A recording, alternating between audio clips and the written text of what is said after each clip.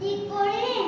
কবিতাটোৰ নাম গছ ভাল পোৱা ককাৰ খং। কবি ডক্টৰ ভৱেন্দ্ৰনাথ শইকীয়া।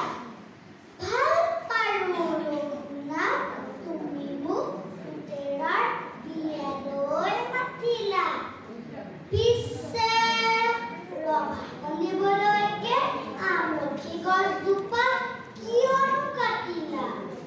আলহী অতিথি যাব, ৰভা নাইকিয়া হ'ব। বোৱাৰীয়ে ঘৰখন দিবহি পুৰাই। পিছে কোৱাচোন ৰঘুনাথ, আমলখি গছজোপা সহজতে পাবানে ঘূৰাই?